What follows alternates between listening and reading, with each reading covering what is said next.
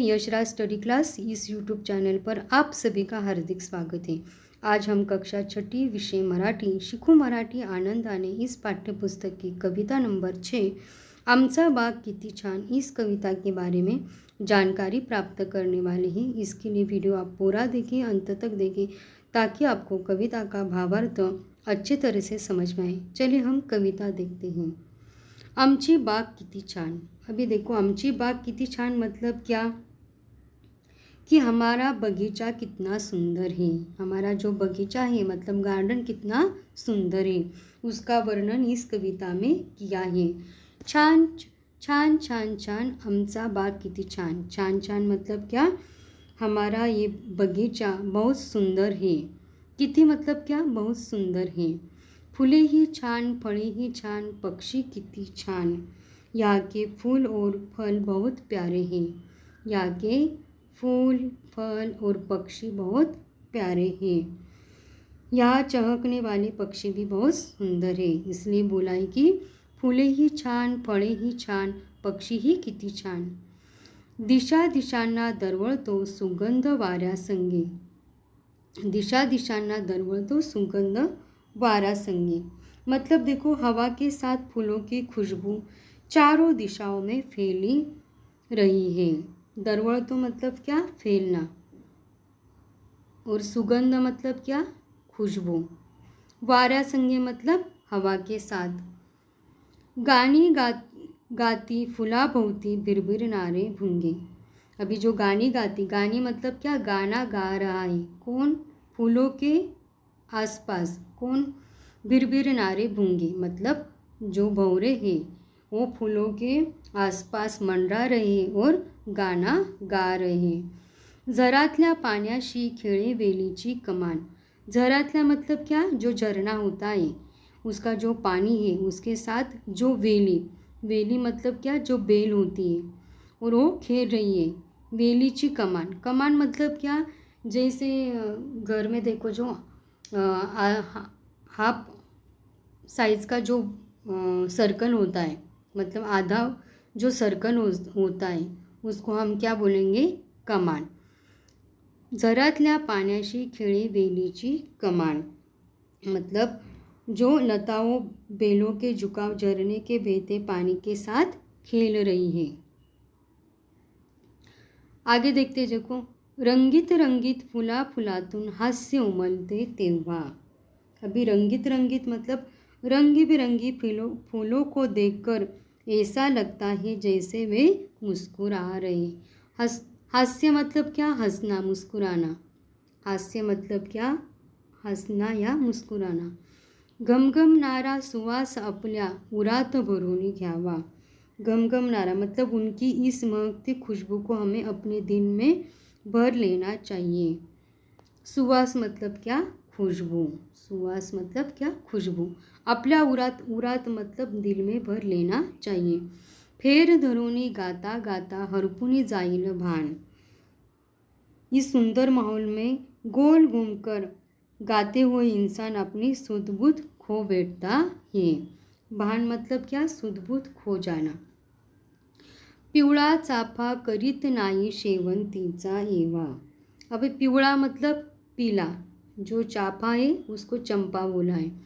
नाही करीत शेवंतीचा हेवा। शेवंती मतलब क्या, जो गुलदाउदी का जो फूल होता है, सेवंती का फूल होता है, वो किसी से ईर्ष्या नहीं करता। जो पीला चंपा का जो पिवळा चाफा करीत नाही शेवंतीचा हेवा, जो पीला कलर का जो चंपा है वो जो शेवंती है उसका हेवा मतलब उसकी ईर्ष्या नहीं करता। जास्वंदीच्या रंगछटेची गुलाब करतो वावा।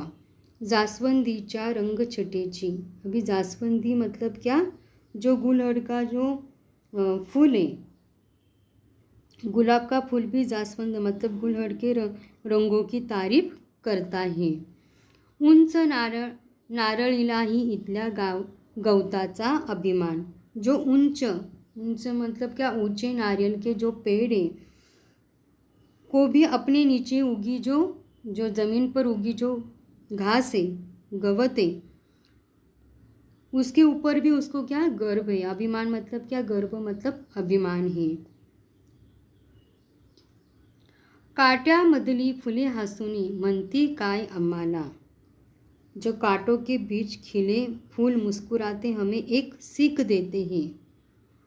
दुःख आपुले मनात ठेवूनी वाटा सौख्य जगाला। वे कहते हैं कि अपने दुखों को भूलकर दुनिया में खुशियाँ बांटनी चाहिए। देखना कितना सुंदर बोला है कि सब दुखी हुए, पर हमें क्या करना है, उस दुख में भी हमें खुशी ढूंढनी है। इसलिए वे कहते हैं कि अपने दुखों को भूलकर दुनिया में खुशियाँ बांटनी चाहिए। उन्हें सावनी पिंपल दे तो छायेचे वरदान। ठीक उसी तरह जैसे पीपल का पेड़ खुद धूप सहकर दूसरों को ठंडी छाँव देता है। देख, जो पेड़ होते हैं उनको तो धूप लगती है, फिर भी वो दूसरों को क्या करते, छाया देते। छाया मतलब क्या, छाँव देते, सावनी देते हैं। देखो, ये हमने जो कविता है उसका हिंदी में हमने भावार्थ देखा। तो ये कविता किसने लिखी, ये भी इसके बारे में हम जानकारी देखते हैं। यह कविता किसने लिखी, यशवंत देव इन्होंने लिखी है।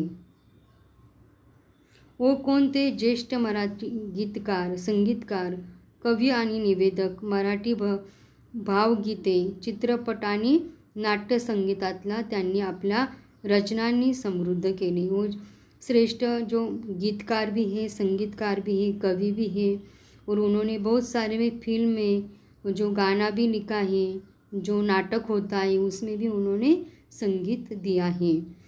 इन्होंने बोला है की जो प्रस्तुत कविता आहे, प्रस्तुत कवितेतून कवीने बागेतील रंगीबिरंगी फुले, पक्षी, कीटक आणि झाडे याचे महत्त्व अतिशय मार्मिक शब्दात वर्णन केलेले आहे। मतलब जो प्रस्तुत कविता है उन्होंने जो नेचर होता है उसमें जो फूल होते हैं, पक्षी होते हैं, कीटक, जो पेड़ होते हैं, उसका महत्व उन्होंने हमें बताने का प्रयास किया है।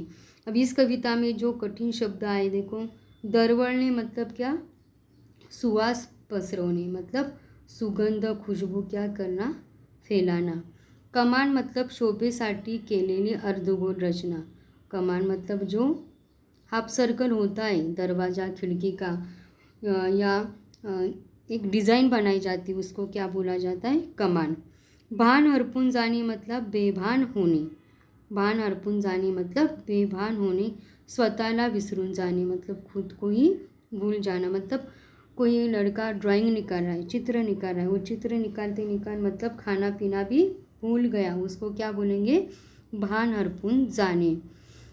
हेवा मत्सर ईर्ष्या। हेवा मतलब क्या, किसी की हम मत्सर करते, ईर्ष्या लगती, मतलब हम जलन महसूस होती।